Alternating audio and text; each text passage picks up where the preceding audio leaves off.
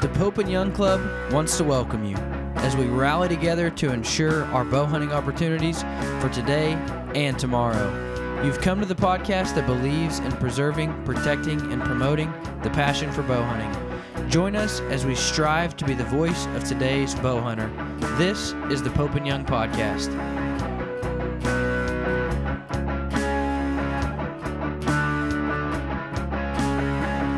Hello, everybody. Welcome to the Pope and Young Podcast. Jason Roundsville here, joined as always by my co-host Dylan Ray. And we have with us Curt Wells today. Curt, welcome to the show. Good to be here. Thanks. Hey, we are excited to have you and hear some stories from you. Well, I'm sure most of our people, if not all of them, are going to know who you are. But would you like to give just a brief background for anybody who's maybe brand new to Pope and Young? I'm the editor of Bowhunter Magazine, and I've had this position now for about 13 years. And I'm a host of Bowhunter TV, and we're just about to start our 19th year of television. Wow. Did you ever think you'd be doing that 19 years? No, not a chance. When my boss, Jeff Waring, called me up and asked me if I was, he says, we're going to start a TV show. Are you interested? And I said, well, that was probably the dumbest question I ever heard in my life. And it's gone really well. And I've managed to hunt all over go on hunts that I would never have gone on if not for the TV show. So it's been a heck of a ride. Yeah. So of all of your TV show hunts, what's your favorite one? Now that's like asking me what my favorite kid is, but so it depends on the day then. Yeah. Greenland was really a good adventure. I mean, I've hunted 10 countries in every Canadian province, and of course the Yukon moose and brown bear hunts. Those are special hunts, but it'd be hard to pin one down. In 2021, I hunted elk in Arizona with my two sons. So that took us 12 years to draw that tag. So That ranks right up there. So, okay. Yeah. You have one that stands out as just like, you know what? No, thanks. I don't want to do that again. Nothing too serious. Australia was a little strange. I did that once. I don't need to do that again, but, otherwise I haven't really had too many duds. Okay. Mother Nature, will take care of you a lot of times, and a lot of times she'll beat you up, but I don't really have any one hunt. Kodiak Island has beat me up a couple times, and so yeah, there's a few tough ones out there. Okay. Yeah, it's how about that moment? Everybody has that moment. Man, I'd like to have that arrow back. Or I wish I could have not kicked that rock down the hill and spooked that mule deer out. You have one of those that stands out? Yeah, the one that gives me nightmares still was back in 2003 in Arizona, Unit 3B. I just did one of the greatest stalks of my life on a bull elk that was laying in his bed and just kind of grunting. And I snuck in as close as I could, and I actually ended up getting too close. And he got up out of his bed and started raking a tree, and I was going to slip up there and try to get the shot. Couldn't see him yet. And he quit raking the tree right about the time I was going to make my move, and he came around a juniper, and he was on the trail I was standing on. So I knew I was toast. And he was 5 yards on the other side of a juniper, and he stopped and spotted me, and it was nothing but rocks and hooves. And I'd just been to the taxidermist in Sholo the day before and saw some bulls from the White Mountain reservation, and this bull was 400 plus, and could have fit his antlers over 5 yards. 5 yards, and never even got my bow drawn. Oh man. So that, Yeah. I wake up at night sweating when I think about that. I was gonna say that gives you cold sweats right there. But I don't know. I there I think in all my days, I think there's only one bull that I've ever even seen that I think might have been 400. Mhm. And and once again, I don't know because we didn't get him down, but wow, it's when you see something that big, that's just a whole nother level that's hard to explain Yeah. unless you just when you see it, you're like, oh my gosh, that's it. There it is. Yeah. Yeah, I actually snuck too well. I should have stayed back 15 yards, 20 yards, but some cows had dropped off on this little trail. I saw their legs going through the timber or through the trees, and I decided I better get down to that trail. And that was basically a tactical error. If I'd have stayed back 15 yards, we'd be talking a different story right now. Wow. That hurt. Yeah. And what people don't understand is that you go out and shoot another 20, 30 bulls, but no matter what you do, no matter how big of bulls you get, you'll never get that one back. Yeah. It's just hard to And it's kind of funny. I mean, it's a bull I didn't get, but it's at the top of my memory. yeah. Probably number two in my memory to the first bull I ever killed, but it's right up there, and it's a bull I didn't never even got a shot at. So it's kind Yeah. of the way that works.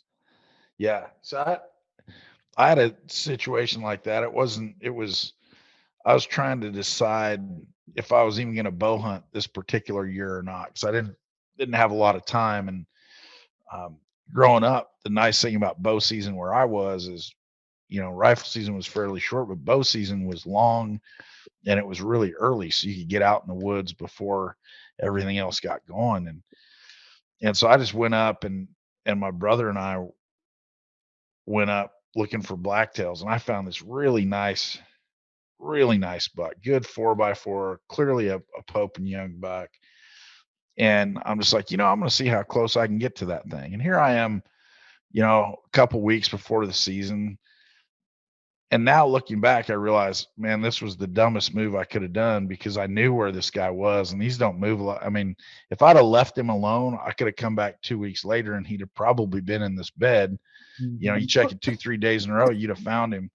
But instead, I'm like, well, I'm gonna see how close I can. I snuck, same type of thing. I snuck in on this, and I didn't have a bow with me or anything, but I got on the trail that was between him and the timber, and I'm crawling out to see how close I can get to this buck. And I got to this log, and I could see his tips of his antlers kind of turning, and I couldn't see him. And I'm like, well, I can't go over this log, or he's gonna see me for sure. So I just sat there on the backside of this log, and all of a sudden this buck gets up and he kind of stretches a little bit, looks around, and I'll be darned if he doesn't walk straight at me. And my brother thought he stepped on me because he's like, that I saw that deer stick his head over the log that you were sitting behind. And so once again, it wasn't even a hunting story, but it was just that experience caused me to say, yeah, you know what? I'm a bow hunt this year for sure. Yeah. And it was kind of neat, but that's one I'd like to have back. It's like, if I'd have been a little bit smarter about that, I'd have just left him be and come back in 2 weeks, but Yeah. it's still a fun experience. Yeah. So definitely not a 400-inch bull, but it's still a cool experience. Yeah. It's always fun when you can see how close you can get, and even if there's been many times when I've snuck like a black bear I had no intentions of shooting in British Columbia or something, and I'll just do basically a practice stalk. Yeah. So you figure out what you can get away with, what you can't, and you get in there and you get close, and it's like tag. It's like you're it. If I Yeah. wanted you were mine, and you walk away. Yeah. You still get that satisfaction of a well planned and executed stalk. Yeah. Now when you're doing the practice stalks, do you ever draw your bow just to prove that you could? No, not usually. About Okay, that time, the string loop would come untied or something, and then you'd have your animal. Yeah, Yeah, no, and normally I don't do that, but as we all know, uh, the drawing motion is what separates us from everybody else, Yeah. and the timing of that draw is the number one decision that you're going to make as a bow hunter, and especially when you see that in elk. I watch guys hunting elk on TV, and the bull's coming in and they're not drawn yet. And I'm just yelling at the TV, draw your bull, draw your bull. And they just sit there, and then the bull's standing there 15 yards, and then they think they're going to get drawn, Yeah. So Doesn't happen that way. yeah, I mean, that's the final move. And but normally when I'm practicing a stalk, I don't usually draw on it. I just see how close I can get. Yeah. That, I don't know why, but this is probably 4 or so years ago. And I did that. I got in on this little herd of mule deer bucks, and there wasn't the one that I wanted, but I'm just like, well, let's just see if, and for some reason I drew and I settled in on this little 3-point. I'm like, gosh, I wonder if I could make that shot. And so sure enough, I let the arrow go. And as soon as I did, I'm like, why did I do that? I don't even know. Yeah. So probably not drawing is a very smart move. And it was, he's not a buck, but by gosh, he ate really good. So Oh yeah. yeah. But it was the whole time I was just, I don't know what I was saying. I'm just like, oh, I wonder if I could make that shot. Yep, I could. But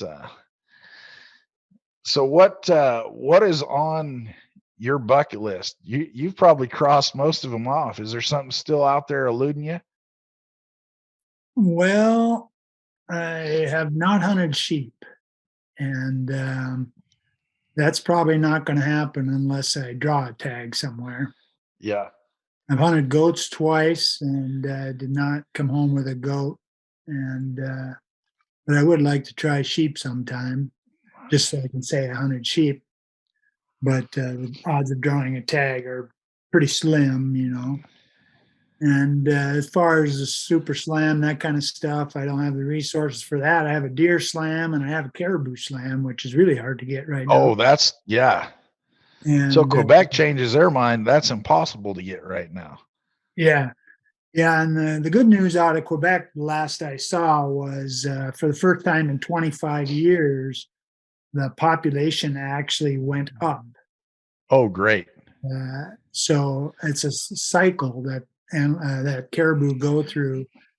And there's some talk that they're going to start climbing out of that cycle.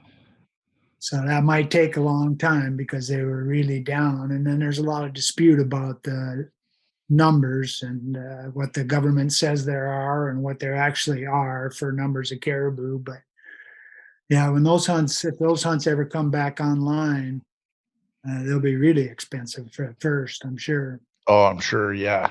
Well, people that, they've got the rest of them, and that's the last one that they need that they just can't get right now. Yeah.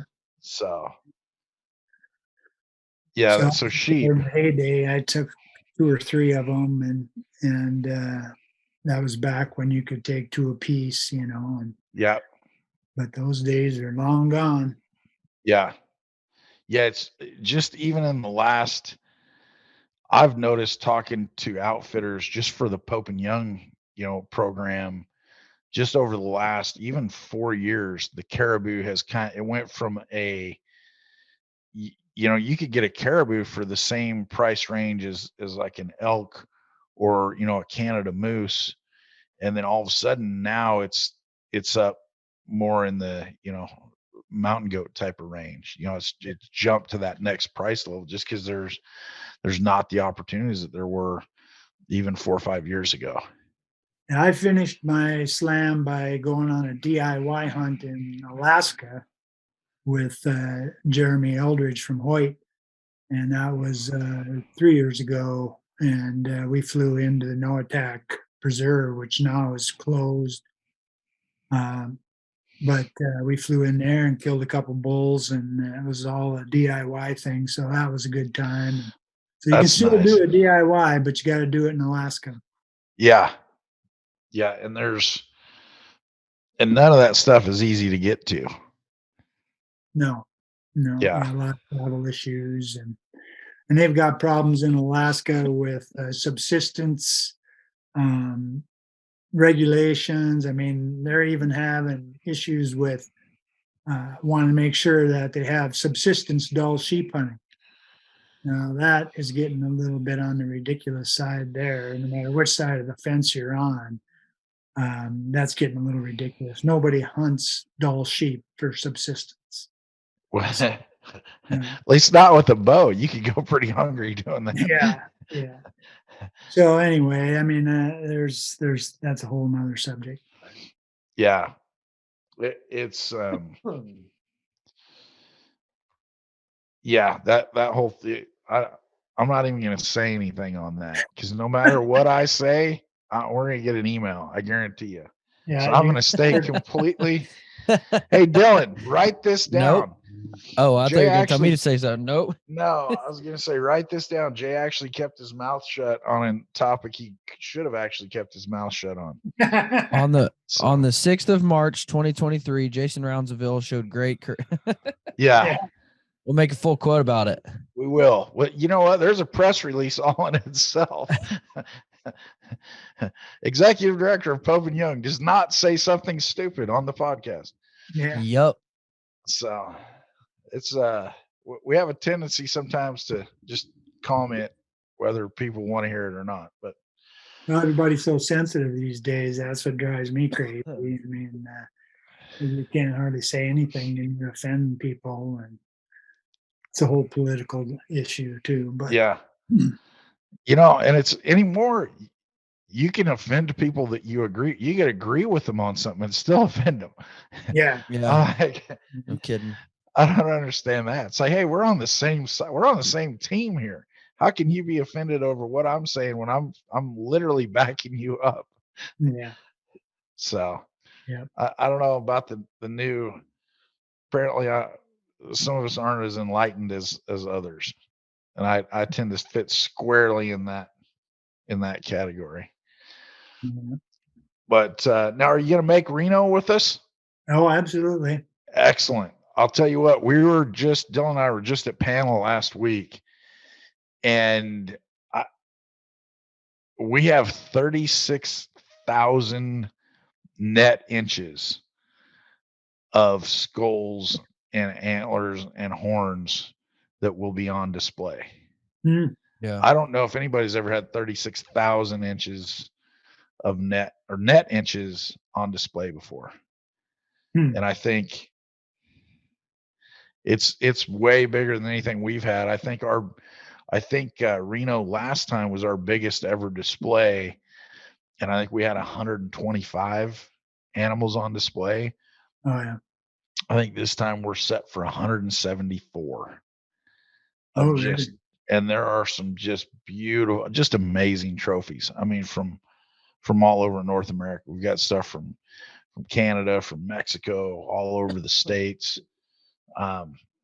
Just, I go through that and it kind of ruins me a little bit. Cause on one hand, when you see all these just monsters and then you get out in the field and you see what is a quality buck for 90% of the people. And you're like, oh, well, that's not going to get to panel. And it ruins you a little bit there. And also I think it sours you just a little bit because you're like, man, what am I doing wrong that all these people are killing these giant animals and I'm not one of them? So yeah, I always walk through there and ask myself what planet these people are hunting on, because I just can't even imagine some of those animals that, and every year they're getting these just beasts, and it isn't necessarily on managed whitetail ground or anything either, Yeah. I mean, it's moose and sheep and goats. Now you got a new world record goat. I mean, it's just unbelievable how that just keeps happening. Yeah. And it's, it blows my mind. And then you see the guys, like Chuck Adams, he's got another potential world record. I think he's had 6 already, I believe. And, here's a guy on pace for potentially getting another one. We'll be announcing that at Reno. I think, Dylan, is it 14 potential world records on this one? I wanted to say 12, but it very well could be Okay, 14. maybe it's 12. So still, that's just an incredible number. When you look Yeah. at the North American Model of Wildlife Management, clearly some things are being done right to get those kind of numbers. Yeah. Yep. Do you know, you may know this, you've been around Pope and Young for a long time. Do you know the longest standing world record in our books or in our records program? Well, Mel Johnson's got to be right up there. That's it. Yeah. Dylan, I'm gonna have to start asking harder We got to questions. find a harder question. I'm telling you. What's know, the that second one longest? that one just shocks me because you look at it, Yeah. the number one animal chased in the US, number one big game animal chased in all of North America is the white-tailed deer. The number one entered animal into the records program is a white-tailed deer. And the white-tailed deer is the one that has stood the longest. That one just always amazes me. I have a hard time, it's not some obscure animal, like a sheep somewhere that just nobody gets to go chase. It's literally something that Yeah. everybody chases. What I tell everybody is Mel Johnson's book validates the scoring system Yeah. because Yeah. in what is it, 60 years, close to 60 years, with 2.5 to 3 million bow hunters all trying, no one has shot a whitetail buck with the same combination of length, width, mass, symmetry, Yep. and all the factors that you need to have to look like a typical whitetail buck. And how could that be that in 60 years nobody has beaten that record? Yeah. So, yeah, that validates the typical scoring system as far as I'm concerned. Yeah. I mean, unless you look on Facebook, and then there's approximately 35 people a day who have beaten his score. Yeah, well, I interviewed Mel one time for an article. Oh, really? Yeah, and I asked him about how every year somebody thinks they got the new world record, and Mel was a pretty humble guy, and he just told me, well, he says every year I get a phone call from somebody in the press or media, outdoor media, saying, how does it feel to get your record broken? And I just tell them, call me back when it's been panel scored. Yep. Never call back. Never called back. Yeah. So I thought that was pretty cool.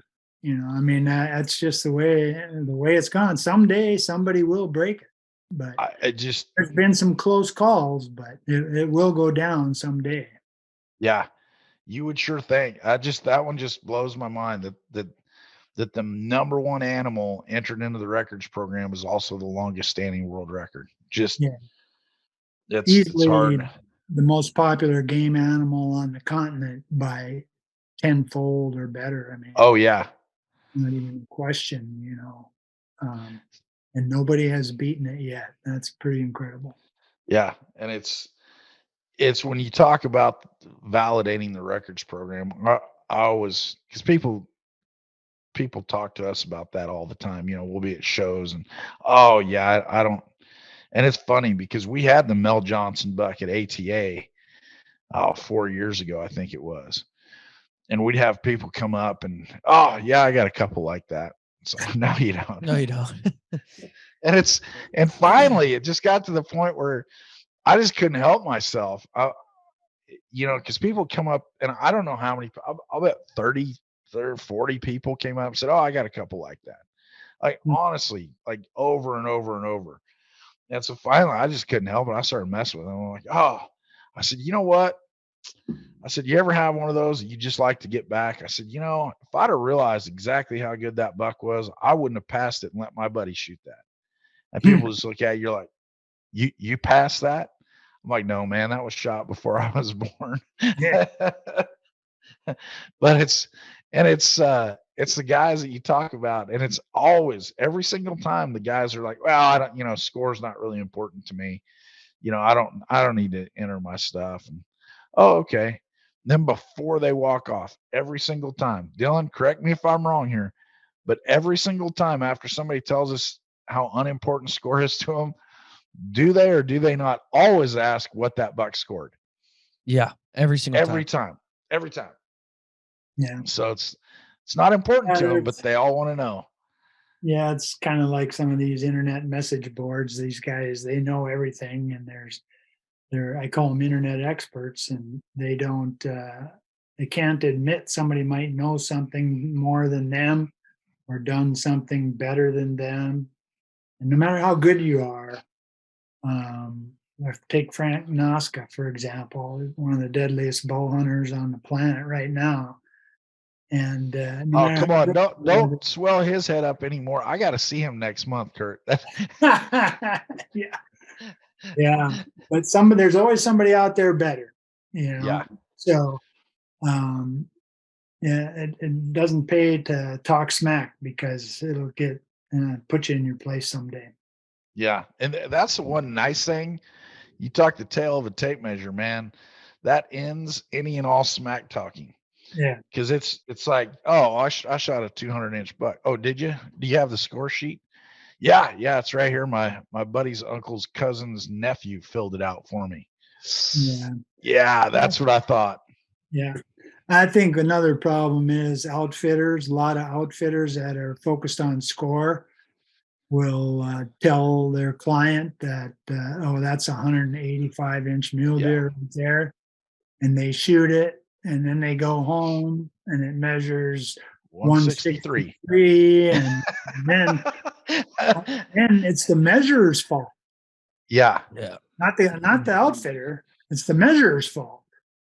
And Well, that's just not right. And these outfitters, they're wanting to talk the big numbers. And then there's a lot of good outfitters that don't worry about that, but there's some of them that are obsessed with score and that kind of thing.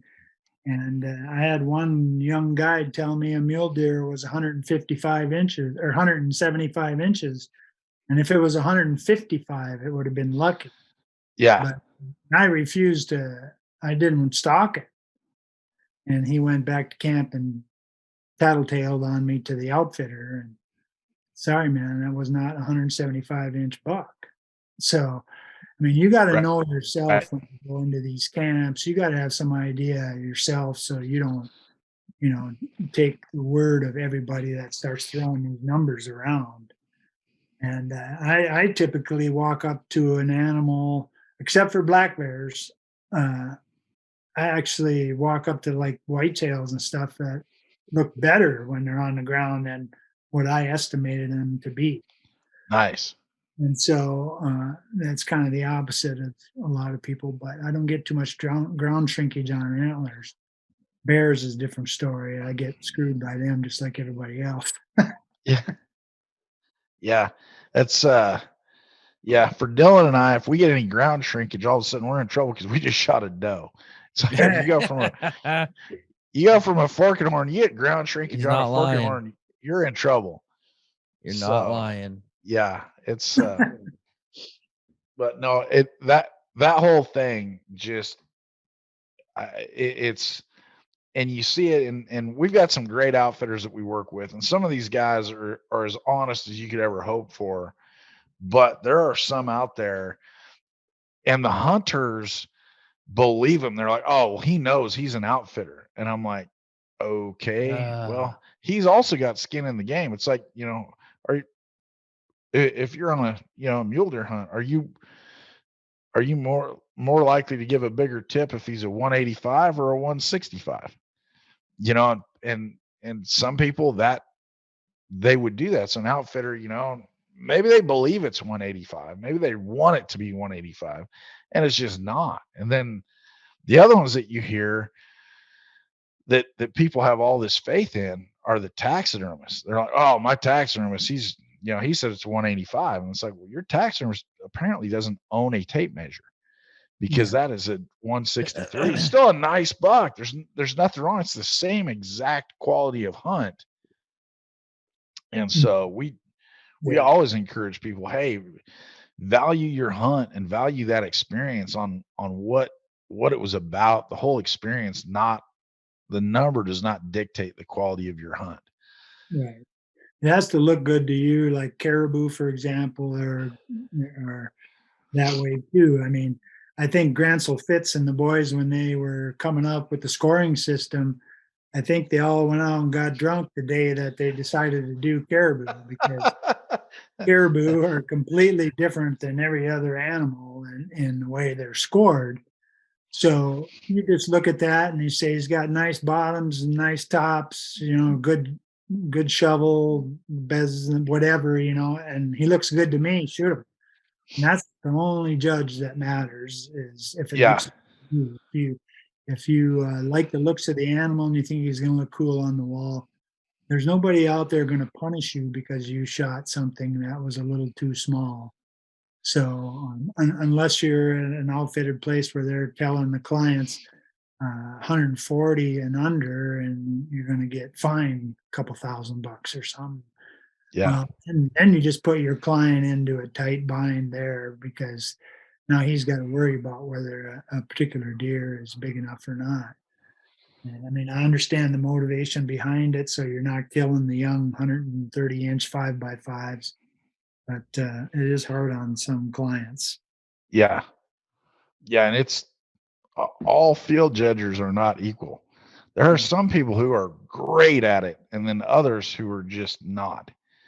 Yeah. And the whitetail I got, the last one I got, it came in. I was like, oh man, that's a taker.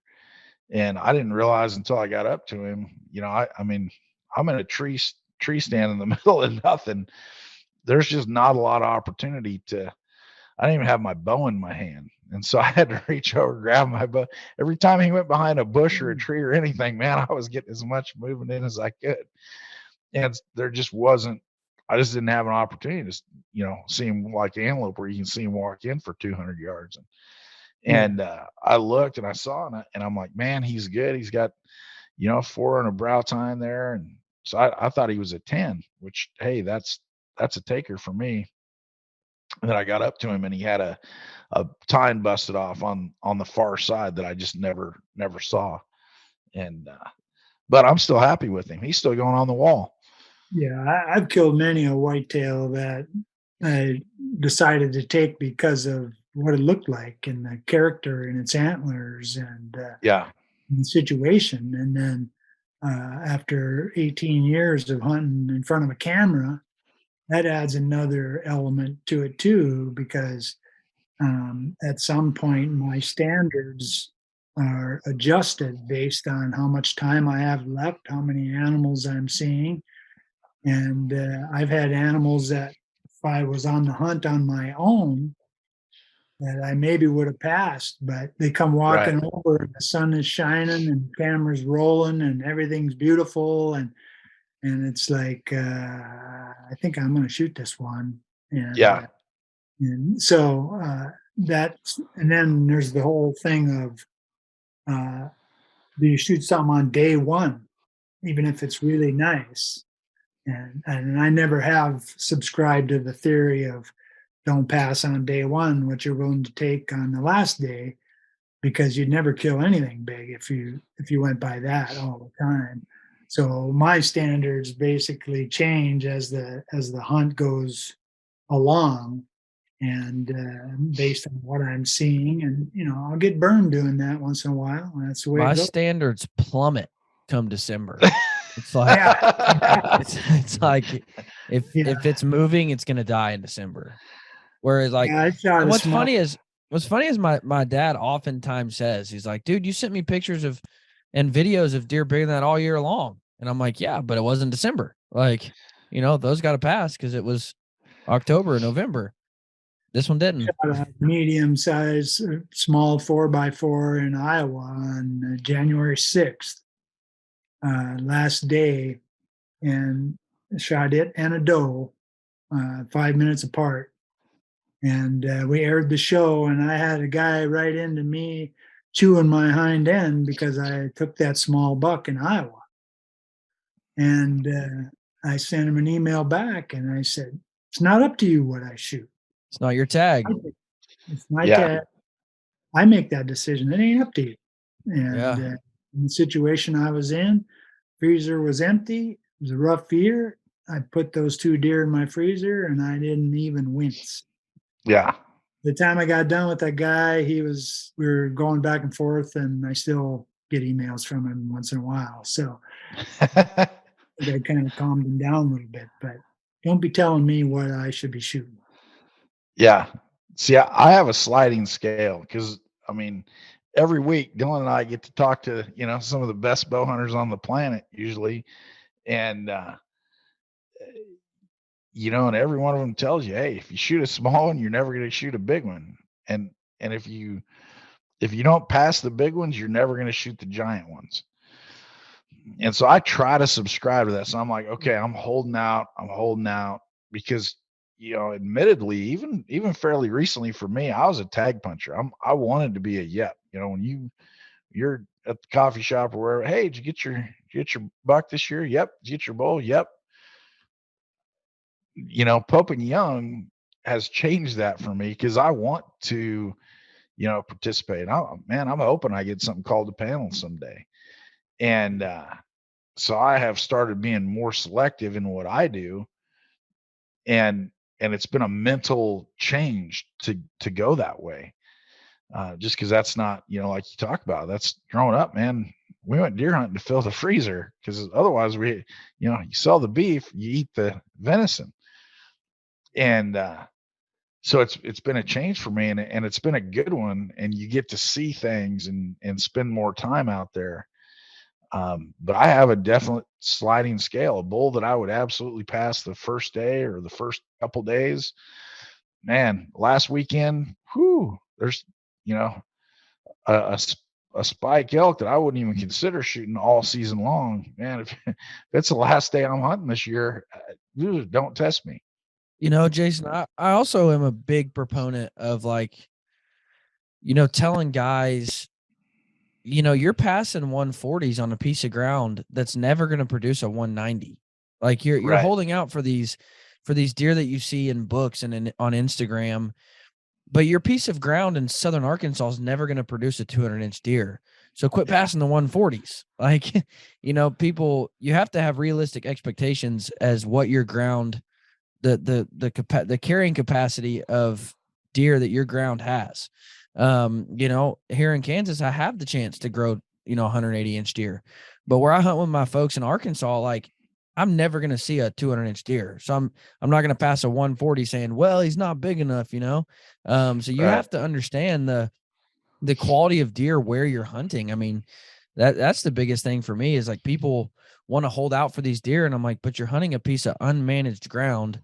Hold on. You're hunting a piece of unmanaged public ground, in Mississippi. You're probably not going to have a 200 walkout. So don't pass the 140. That would be a fantastic deer for this area. Right. Yeah. If you're a bow hunter out there that's consistently killing bigger deer than everybody else around you, then you're Exactly. bad. That you're a good bow hunter if you're consistently, and if they're 135s and 140s and everybody else is shooting 110s, then you're a good bow hunter, and you can do the same thing in Iowa or Kansas. Yeah. Want to end up living. Absolutely. You always have to adjust based on what the possibilities are, and sometimes those can get inflated. I mean, I just saw some social media posts from the Iowa Deer Classic, and you watched the camera scroll down along all those bucks that were taken there, and once again, what planet was that on? I mean, those whitetails were just incredible what they're killing.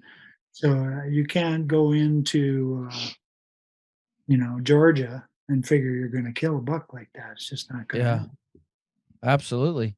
And that's what I remember one time somebody walked into my house and they were like looking around at the deer and they're like, oh, that's nice. Just a cool deer. That's nice. Why'd you shoot that one? And I'm like, well, first off, that was in southern Arkansas. Like deer, average weight of a big buck's 150 pounds. Like, whereas the rest of these deer you're looking at are Kansas, Missouri, Iowa, that's Southern Arkansas. And that was a stinking giant for that area. And they're like, what do you mean? Like, they had never, really been outside of the core Midwest. And like, what do you mean it's a giant for that area? And I'm like, dude, like, you don't understand, how you have it here in Kansas. Like, that's where I live now. And I'm like, you don't understand how you have it here in Kansas. Like, down in Southern Arkansas, 125-inch deer was a banger. And that was, that's a fantastic deer. I'm like, that would be equivalent to me shooting a 175 here in Kansas. And they were like, oh, wow, I didn't even know it worked like that. And I'm like, yeah, I mean, you can't use the same measuring stick everywhere in the country as far as successful hunt goes. Yeah, and the vast majority of people that you meet or come into your house don't know the difference. I mean, Yeah. you could shoot an average muskox and they wouldn't know whether that was a world record or if it was just Exactly. the difference. And I have my deer slam hanging on the wall in the great room, and one of them's a Coos buck and a Kodiak, a Sitka blacktail, and then my Colombian blacktail. And the average guy comes in there and probably wonders why I mounted those small deer, because compared to the whitetail and the mule deer, they're little. But so it's all perception. But the number one thing that everybody has to remember is we're out there. You're supposed to be trying to have fun, and if you're not having fun, you're doing something wrong. And that goes for being stuck on one particular animal. I've done that in Kansas. I was after one buck for about 7 years, and it got to the point where it was almost like a job, trying to kill this one deer every year. That must just suck. It's like, gosh, what are you doing today? I got to go to work. I got to go dig ditches for a sewer system. And then somebody looks at you and you're like, I got to go to work. I got to go chase this giant buck. Yeah. One buck. Yeah. Yeah. But but what you were saying, one animal and it can ruin your whole fall if it depends on your attitude, but you're supposed to be having fun. Well, perfect example. We were at the Grand Canyon, and I had come back from the bathroom or whatever, and my wife was like, there's this giant bull elk right over here. And I'm like, really? And she's a Midwestern girl. She's never seen an elk in the wild. And so I run over there and I'm like, it's a raghorn. Like, that's a tiny, tiny bull. But to her, it's like, that's an elk. It's giant. And then vice versa, my dad has been a whitetail hunter his whole life. And I'll show him a picture of a Coos deer that Jim Willems killed. And I'm like, look at this stinking stud, dude. And he's like, that's a pretty small deer. And I'm like, no, that's a Coos deer. And he's like, oh, okay. Like, just didn't register there. And same with the potential Chuck world record. I'm like, Dad, look at this new potential world record. And he's like, how's that a new world record? And I'm like, well, it just didn't, for people who don't know, they don't know. Yeah. It's, you talk about that, those animals that inspire you. And some of the ones that inspire me, I got one that 2 years now. So 2 years ago, I left elk camp in Eastern Oregon, and I was heading home on a Monday. And I'm cruising up the highway at, 60 miles an hour, 65, whatever it happened to be. And I look over to the left, and then kind of like how you were explaining earlier, if something's, out in the sun and just beautiful and gorgeous, and I look over and here in this little meadow off the side of the road, probably 80, 85 yards off, was this beautiful, gorgeous 6-point bull elk. And he's just, this is the guy that I'd been chasing, every weekend for a month. Not that particular one, but something like that, beautiful representative of the species. And so that one kind of inspired me, in the off season to, shoot my bow a little bit more and practice my calling just a little bit more. And then this last year I went and I passed some bulls and nothing big, but I had some opportunities, passed some bulls, just weren't quite what I was looking for. And on my way home, I don't know if it's my spirit animal or something, but on my way home in that same exact spot was an elk that looked, I don't know if it was the same one or not, but I'll be darned if 2 years in a row on the same exact day, the day after season ended, this elk is in the same exact spot as I'm driving home with my truck loaded with camp. So that to me is one of those that inspires me, because I'm like, man, I'm gonna spend a little bit more time there, I think, before I leave next year. Yeah. Yeah, it's everybody's got their thing, I've always thought it was kind of funny. I'll be driving somewhere and there'll be a whole bunch of guys out in the field putting up snow goose decoys at 3 a.m. And I think to myself, what is the matter with them guys? And then I'm sure if they watch me belly crawl on a mule deer for 7 hours in the rain, they would say, what is the matter with that idiot? Hey, I've never met any goose hunter that doesn't have a couple wires crossed, though. Right, Jay? Hey, man. Hey, amen. Hey, They're a different breed. Everybody's got their thing. But, there's something about that. I'm telling you, and it is, you got to be wired a little bit differently, because it's, for me, I'm like, okay, if I want to travel, halfway across the country and hunt for 7 days, do I want to maybe pull the trigger one time? Hopefully you hope to pull the trigger one time, or do I want to go out there? Do I want to shoot 50 of them a day for 8 days in a row? Yeah. So there's, if ducks and geese tasted like deer and elk, yeah, I think there'd be a lot more duck and goose hunters. You just need to start doing it with your bow, Jay. That's what you need to start doing. I took my bow up to Alberta, was it 3 years ago, or it was the year before COVID. And I just never had, some days you just know it's going to be a stomper. You're going to shoot your 50 whites and maybe some ducks and dark geese along the way. And you just know it's on. And we had some good hunts, but we just never had the ones that were just lined out for just ultimate slaughter fest. And so I took my bow with me. I just never took it out in the field. Yeah. But see, I think that would be fun. And I think if you're going to do that, you definitely have to be wired a bit different. Like you've got to be a little, you're a couple fries short of a Happy Meal if you're doing that, but it'd be fun. Yeah, we're always looking for some kind of a challenge. Yeah. Yeah. So now, when was the last time you were goose hunting?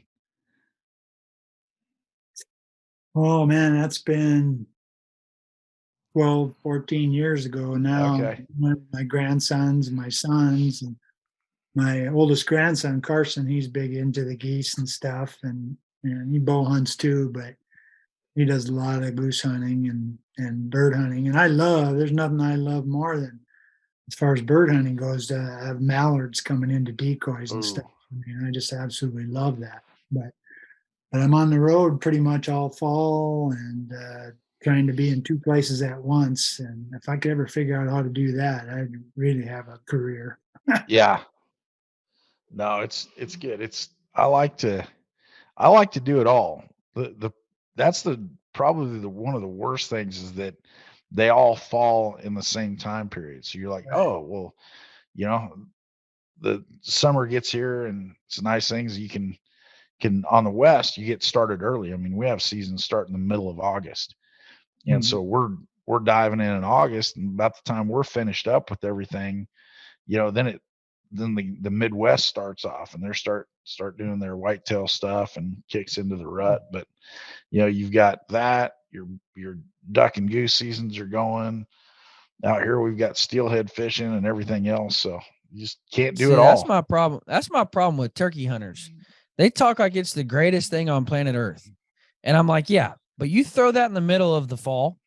If your fired up turkeys were during the fall, you're telling me you would choose turkeys over whitetail or elk or mule deer, or, they're all gung ho about it. But I'm like, it's fun. And I enjoy going out and turkey hunting every year. But you throw that in the mix, I'm never choosing turkeys over big game. They just have their own time of year. That's the thing about turkeys, that nobody likes watching it on TV or reading it in the magazine, but they love doing it. Yeah, Yeah. it's fun, man. It is fun, but I've got buddies, and they're like, oh, I've nailed down 11 states this year. I'm going to be turkey hunting in, and I'm like, why? Like, it's a bird no matter where you go. Like, whether you're in Kansas, Nebraska, Idaho, it's still just a turkey. Like, Yeah. I don't get Okay, folks, it's Dylan at pope-young.org. So Hey, I get a lot of hate over it. don't I direct hate always mail have. to me. Please direct it straight to Dylan. Actually, don't make it hate mail. If you think you can change my mind, I'll come hunt There with you you. go. Like, know what? reach out. I just saw a thing the other day. I don't know. It must have been on Facebook because I'm on there so often. But I just saw a thing the other day that I believe it was Luke Combs just posted something I saw that about the turkey hunting is his big deal. So you know what, Luke, we're challenging you to come on the show And change my mind. represent turkey hunting as it were to be in the fall. If you had to pick between turkeys and everything else in the fall, which would you still be the turkey hunter, or is it just time of year? Or maybe he's just a fair weather guy. He likes to hunt when he doesn't need a heavy coat. See, and when it comes to turkey season, I get asked, they're like, hey, you want to go on a turkey hunt? And I'm like, well, I can go on a turkey hunt, or I can bolt down to Oklahoma and Texas and shoot as many hogs as I want in a day. So I can go to Nebraska and shoot one bird, or I can jet down to Oklahoma and shoot 50 hogs in a weekend. Like, I think I'm going to go kill hogs. I just hate getting outsmarted by something with a brain the size of a grape. Yeah, that's true too. Turkeys don't even know where they're going in the morning. How the heck am I supposed to figure it out? Oh, yeah. We need to put that on a t-shirt, Jay. If turkeys don't even know where they're going, how am I supposed to figure it out? Yeah. I think why people like turkey hunting is it's kind of like big game hunting, but you don't have to worry about the wind. So like maybe that's a thing. It's like, maybe the folks that just aren't really into showering and keeping clean. They can still kill turkeys, but they're probably not going to go kill too much else. We're going to make people mad. Really, Yeah. Really hates turkey hunting? Cameramen. Oh yeah. Yeah. Absolutely despise it because you got to get up at 3 o'clock in the damn morning in order to get out in the woods. Boy, they hate turkey hunting. Yeah. But a cameraman should also like the fact that they know exactly where that turkey is going to be shot, right by that decoy. Like that's where you're going to shoot the turkey, right by that decoy. That's We don't have to worry about Pope and Young turkeys either. yeah. Yeah. Yeah, that we have every once in a while we have animals that come up and we think, hey, should these be in the book? And then man, you would not believe it's like a cage match when people are talking about this stuff. And turkeys have not come up. Thank goodness, because we don't need a cage match over turkeys. That'd be terrible. Yeah.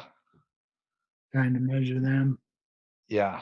That's once again, I got a 40-pound turkey. No, you didn't. They measure the beard and the spurs and all that stuff, but there's so little difference from one to the other. I mean, in actual inches, that it's it'd be pretty hard to do. Yeah. They got their thing. Yeah. So if you had to pick one thing to chase, like, you know what, for the next 3 years, all I can do is chase one thing. What's it going to be? Elk. Okay. Elk are here. Everything else is down here.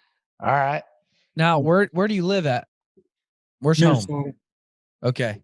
Lived in North Dakota for about 40 years, but now I'm in western Minnesota on a lake in Otter Tail County. I live on the lake. See, I would love my answer to be something like that. Elk, moose, something cool. But I would have to make my answer something that I can hunt every day, like here in Kansas. Because if I say elk, then I only get to hunt, twice a year because I got to travel, buy tags, whatever. If you say whitetails, I can hit 7 states in 4 hours, Yeah. Well, he said hunt for the next 3 years. He didn't say how many days. Yeah. Well, there you go. Dylan, not everybody chooses their hunts just because it's easy. Yeah. Hey, I choose them because of opportunity. Well, the thing with elk is the bugling. I mean, Yeah. Hunts you don't get into a lot of bugling, but in Arizona, fall before last, that was my 35th elk hunt with a bow, and that's the most bugling I ever heard in my life in 8 days or so. Wow. When you get That's a bull cool. screaming at 10 yards, you're not even sure you should be there at that moment because they are mad about something. And it's just so exciting and such a cool animal.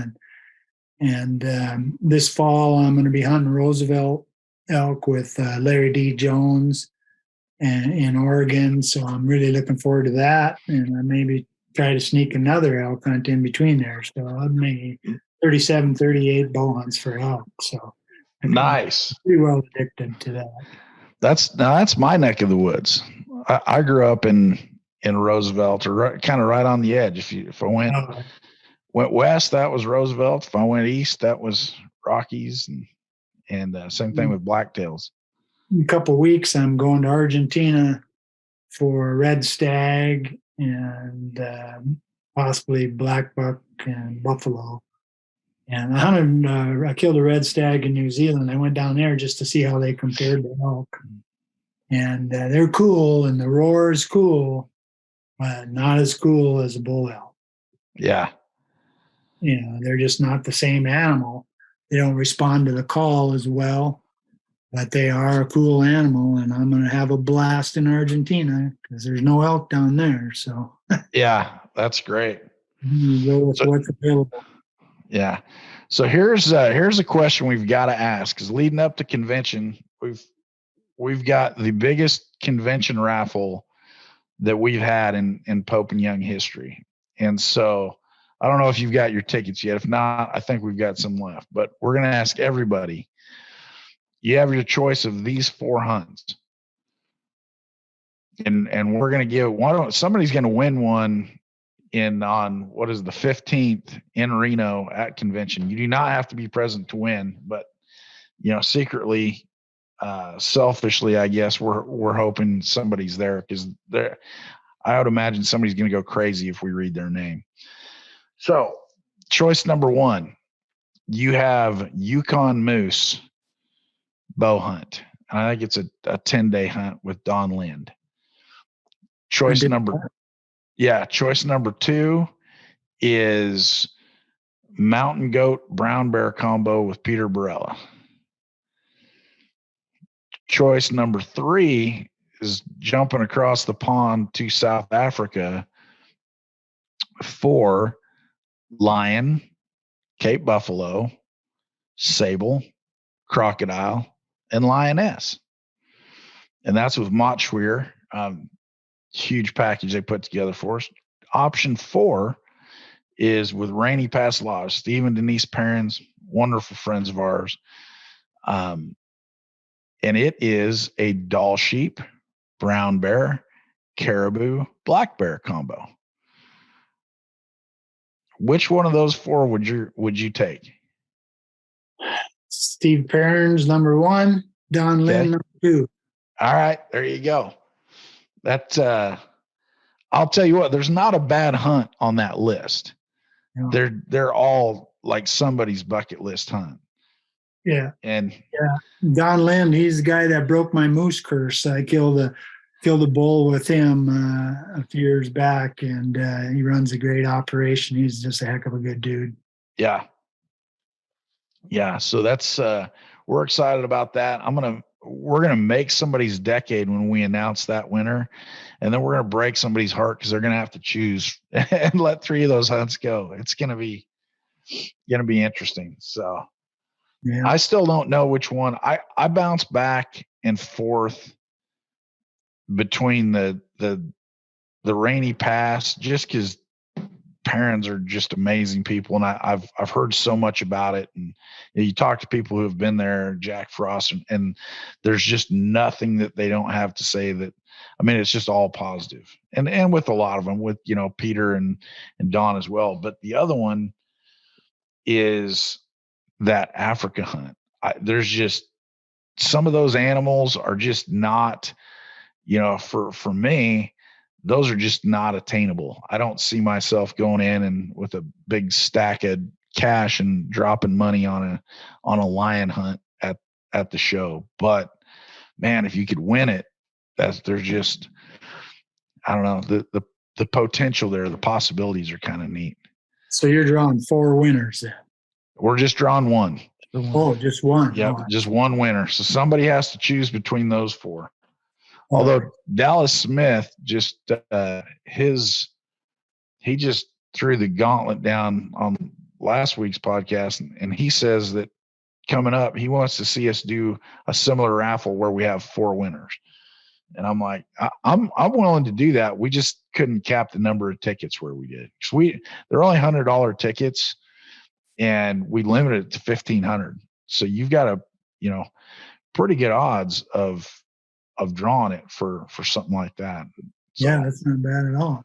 I saw, I went to the whole show season this year, and I didn't see anywhere where anybody had odds that were any better than that for that price of ticket. So, especially not for those caliber of hunts. Yeah. And then, the other one we're doing is, have you ever hunted with Chuck Adams? No, I have not. He Okay. writes reports and stuff, but I have not hunted with him. Okay. Yeah. That's the other one that we're excited about is we've got another raffle that is, an Oklahoma whitetail at Liberty Ranch, fully guided hunt, and you get to spend a week in camp with Chuck Adams. So I'd imagine there's some knowledge to be gained from that experience. Yeah, so, absolutely. So anyway, we're excited about that, trying to give people opportunities to go do things that they might not otherwise have an opportunity for. Mm-hmm. Another question is you've hunted all over the place and have had a lot of access to probably some of the latest and greatest equipment throughout your career. When you find yourself up on the mountain or in a tree stand, what's one piece, like a non-traditional item, that you would find in your pack? You mean like a piece of gear that you wouldn't think other than a bow and arrow and that kind of stuff? Yeah, it can't be a knife or binoculars, but what's something that you take with you on a hunt? Like, Dylan, what are some of our favorites? Bacon was at the top of the list. Bacon, Uncrustables. Yeah. Snacks seem to come up often in this question. Some useful ones was Remy Warren's big trash bag. Trash bags. I've started using that. Chuck Adams said half of a book. Half of a book? So you can tear it in half and give your other partner the other half of your book, your hunting partner the other half of your book. We did have somebody say that they didn't want to go up without Tiffany Lukoski, but that was Lee, so we let that one slide. He's off the hook for Valentine's Day for the next 10 years because he literally said it with her in the room. So he may be the smartest.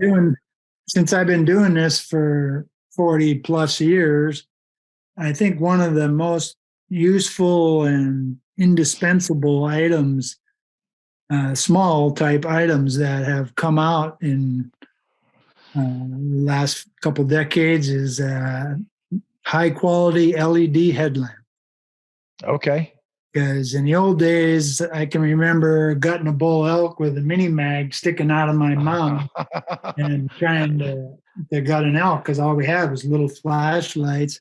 Yeah. And drop it one time and the bulb was out. And now these LED headlamps, the bulbs are indestructible. And if you get caught somewhere in the dark and you don't have a light, you're pretty much sitting there. And especially if you're in high country and stuff like that. So I actually carry 2. I have a backup, and I don't go anywhere without my LED headlamp and a spare release, because without my release, I'm carrying a club.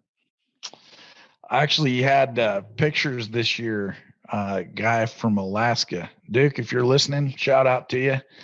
I've got pictures of him on a game camera going into a ground blind at, 2 in the afternoon. And then I've got a picture of him coming out of that ground blind about 3 p.m. when he realized he forgot his release. Oh, And yeah. about an hour later, I got a 7x7 standing within 20 yards of that ground blind. And it was his elk to kill. So he got an elk, but he didn't get that elk. And it was one of those things where, man, that's just, we say it all the time. You're not going to kill him sitting on the couch. So you're not going to kill him if you leave your equipment in the truck either. Yeah. Yeah, but I've packed for so many hunts and so many trips over the years. My system is all based around a list. So I have lists for every kind of hunt, driving whitetail hunts, flying whitetail hunts, elk, Nice. moose. And then I just revise it as each day or each hunt comes by, adding like bow mounted decoy, or like I'm going to take a bow mounted elk decoy down to Argentina just to see if it'll work on nice. Messed up red stag. So I'll see. That'd be interesting to hear about. That'd be cool. That's pretty cool. Yeah. Yeah, Very it's nice. supposed to be the peak of the roar. So that'll be something I think the cowboys down there, gauchos in Argentina, will probably think I'm insane, but I've had people think that about me before. So I'm That's won't be the first, go won't be the last, huh? No. Yeah.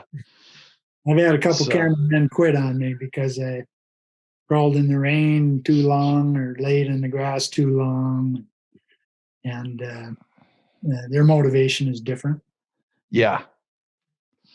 Well, Curt, I sure appreciate you joining us today. And hold on, Jay. We got one more question. Oh, we do. Let's hear it. We got one more question, a big question. Curt, for that person who's never been to convention, they've never attended a Pope and Young convention, what would be, if you were to say, hey, like, these are the 3 biggest reasons I go, like, you have to go for these 3 reasons, what would those 3 reasons be? Well, start with number 3. It would be to see all the animals and use that for motivation. You guys got always have a massive display of animals that are just incredible. That would be number 3. Number 2 would be to see all the friends that I've made over, I don't know how many conventions I've been to, dozens, and to see all the friends that I've made at the previous conventions and see how they're doing. But number 1 reason would be to make new friends, because that, and when you meet people of like mind, same energy, same commitment, it helps you sort of advance your I don't know, I don't really want to call it a sport, but you become a better bow hunter because you meet people that are into it as much as you are. And I use the North Dakota Bowhunters Association as a sort of example. Back in the early 80s, I joined that and went to some tournaments, 3D shoots, and got to meet some guys, and they kind of got me into bow hunting elk and stuff. And we all kind of hunted together. And next thing you know, I killed my first elk, and it leads to me writing a first article. And then I end up in the best job on the planet. And I give the North Dakota Bowhunters Association some credit for that, because I was with like-minded people. And the Pope and Young convention is the same thing. You get there and you could be sitting next to Frank Noska or Chuck Adams or Tom Miranda at lunch. And you can shoot the breeze with these guys. You can meet people that are at their first convention as well. And next thing you know, you're talking about hunting, and you're maybe having a beer, and you might even be planning a hunt, or you're getting some good advice. So there's many things that can come out of a convention. And usually what you see is once a guy has gone to his first one, he's usually figuring out when the next one is in the next 2 years. So there's a lot more to it than just going around and gawking at some animals. Yeah. No, that's great. Thanks. That's puts things into perspective, because we're out there doing everything we can to make it just a fantastic opportunity for everybody, from from vendors and outfitters and corporate partners that are coming in to display stuff to the animal display is going to be unlike anything we've ever had. Even the display itself is going to be completely different this year. So it's we're working really hard, and it's neat to hear the perspective of that. Come for the people too.